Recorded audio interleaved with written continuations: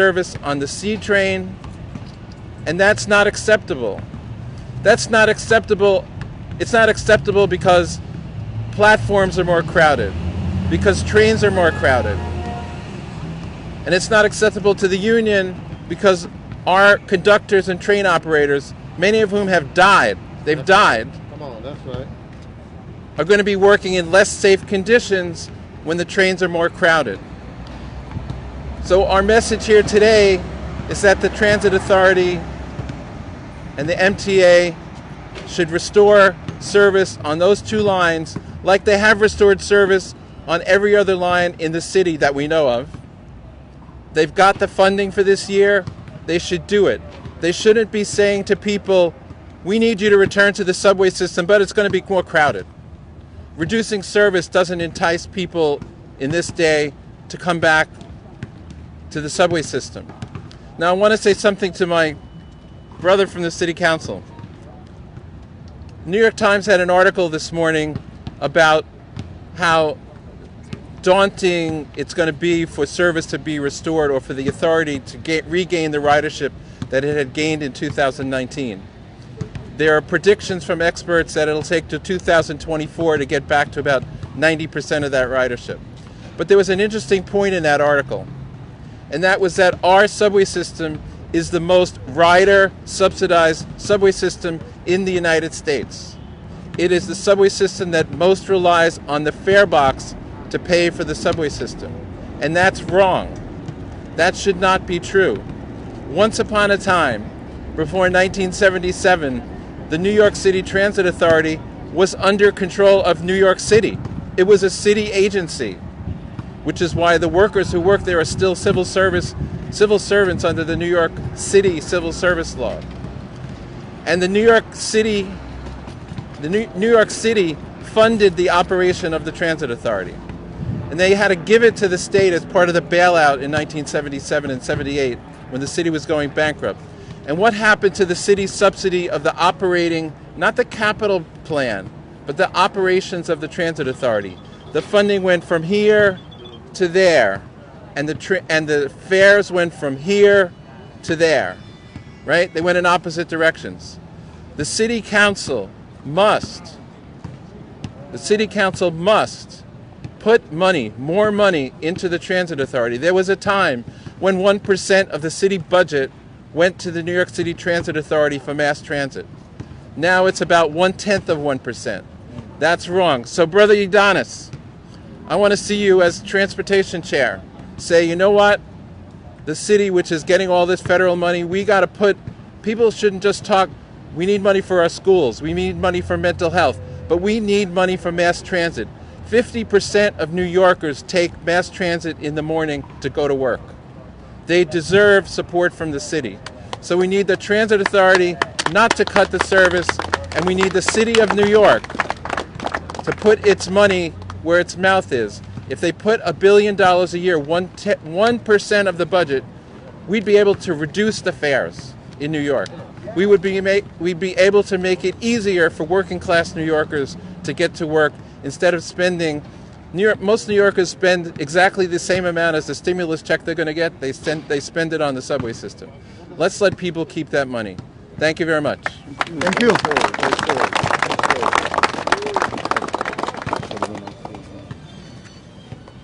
Thank you. So now let's hear from Councilmember Blacklander, but before that, I got to say that when Speaker Johnson presented his State of the City a few years ago, he and I joined forces, asking for the MTA to pass the control of the city transit to New York City. So hopefully, in the next couple of months, we can continue having this conversation, especially with you guys, TWU, to see this is something that we can join forces together, and hopefully with a new administration in the city starting January 1st next year, we also can make this a top priority. Now, with that, let's hear Councilmember Blacklander. Thank you. Thank you very much, Chair Rodriguez, for, as always, providing such strong leadership on issues of public transit and protecting the riding public and the workers who rely on it. Thank you to our Borough President, Eric Adams. But I do want to say, first of all, most of all, Thank you to the workers of TWU Local 100 who have been keeping our subways and our buses going from the very beginning of this pandemic all the way till today. We know that dozens of workers paid with their lives for our failure to prepare for this crisis, and we want to honor them and remember them and fight for them. But today I just want to say an enormous gratitude to TWU for fighting, for respecting, and for standing up for its members, and for joining the riding public to demand a first-class public transit system that means that the working class folks, the middle class folks of our city can get to their jobs, can get to their homes, can get to their schools. Look, the F train is the lifeline of my district. The lifeline of my district. It runs out through immigrant neighborhoods, including Kensington and out into Bensonhurst and down to Coney Island. And this morning, for the first time since November, my daughter got up and went to her New York City public high school. The high schools are open again today. Yeah. And you know she took the F train to do it. But let's also remember that, you know, there's a set of essential workers who have been getting on that train every single day, all pandemic long. Plenty of them who even have to work nights and for whom the 24/7 suspension of service has just made their lives impossible. So the idea that without even the required public hearing, that the MTA would cut the service on the F line in half at rush hour and move wait times from 8 minutes to 12 minutes for all those folks who got to get to their jobs, who got to get to their schools, who got to get home at night. It is just beyond outrageous. And I want to make clear, even that 8-minute head wait time is no good. If you look at our other peer cities, at London or Paris or Tokyo or Moscow, you know how long their headways are? 2 minutes. Their headways are 2 minutes. So we can't go from 8 minutes to 12 minutes. Instead, we have to use the new infrastructure program that the Biden administration has put forward to make sure we modernize our signal system so we can run more trains, so we can have more folks working, so people can get where they're going, because this is the choice facing our city right now. As we reemerge from this pandemic, as we come out of this dark, dark time, of this long, dark tunnel, here's how we're going to make a choice. Either we're going to do kind of the things that the MTA is proposing here, cut F and C train service in the cover of dark, implement austerity, and cut services that New Yorkers need, or we're going to invest in a better future. We're going to bring those resources to New York City. We're going to invest in better transit service. We're not just going to restore it back to where it was. We're going to invest to make it better. I'm proud to say that after years of fighting, we finally won a commitment from the MTA for an elevator at the 7th Avenue stop in the F train in my neighborhood. So if you're going to Methodist Hospital to work or because you need care there, you could get there on that elevator, but you can't wait 12 minutes for your headway. So let's be clear, what we need now: restore 24/7 service, put back normal F and C service, undo these cuts, bring those infrastructure resources to New York City to invest in transit, to invest in our workers, to invest in our neighborhood. That is how we make sure New York has a vibrant future where everyone can thrive. Thank you. Thank you. Thank you, Brad. Now let's hear from Kashif Hussain, Deputy Public Advocate for Infrastructure. Thank you. Good afternoon, everyone. And before I begin, I'd just like to thank Brooklyn Borough President Eric Adams, Councilmember Ydanis Rodriguez, and Councilmember Brad Lander, because they have been consistent supporters of TWU and the union and all the matters when MTA decides to cut jobs or cut services. So thank you for your services and being vocal on this. Thank you. My name is Kashif Hussain, and I'm the Deputy Public Advocate for Infrastructure and Environmental Justice at the Office of New York City Public Advocate Jumaane Williams. First, let me begin by making it very clear. We support TWU Local 100's efforts to fight against the planned service reduction to the C and F train lines. These lines primarily serve low-income, black and brown, and frontline worker communities. And the MTA's plan to make the reduced services permanent is an injustice to many of the people who kept the city moving throughout the darkest days of this pandemic. Tens and thousands of commuters ride our subways daily. The move shows that the MTA is willing to go against public health guidelines and compromise the health and safety of the commuters and their workers. This plan to eliminate dozens of daily trips while increasing rush hour crowds and wait times, and is a demonstration of poor planning and lack of foresight as we do the work to address this public health crisis and move to revive our economy to getting people back to work. Just today, Mayor de Blasio announced that on May 5th, 80,000 workers, city workers, can return to work, including myself, who takes trains daily. So this reduction in service only is going to exacerbate the issue and problems that we are facing. So today I just want to say on behalf of our office that today we stand with you, the TWU Union, and the riders, and the safety is paramount importance. Thank you so much. Appreciate it.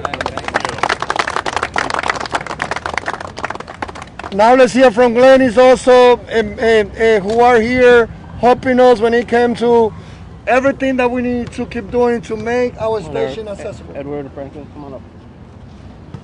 Thank you, Ydanis. I want to thank all the hardworking members of the TWU. Yes, yes, yes. Okay. I want to thank Ydanis, the future mayor, Eric Adams, Yes.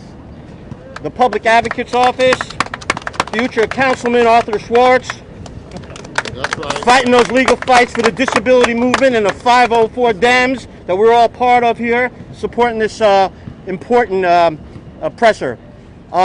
We talked about restore, restore, restore. That's what we need to do, is restore revenue so that we can improve the Fair Fines program. Okay. We also need to cut from 8 minutes, Brad, our next controller, Brad Lander, from 8 minutes, yes, from 8 minutes to 2 minutes. Right. 8 to 2. That's what we need. 2 minutes is long enough. I'm a lifetime F-train user. My mom used to take me down here. We ate at O. Henry's once or twice. Okay? And it was great. It was great. And the bottom line is the F-train is necessary for the survival and the growth and the restoration of the city. Okay? Bring back the F-train to full strength. Bring back the C-train to full strength, because this is what we need to survive and to grow. Thank you so much. And Mr. Funches has a couple of words as well about the F-train and the C-train. I want to thank the TW 100, President of Brooklyn, President Eric Adams, Ydanis, and Brad Landis for allowing us and including us, because we are never included when it comes down to these services and stuff like that. So I want to thank this lawsuit that y'all bringing against the city. That's basically it. Thank you for including us.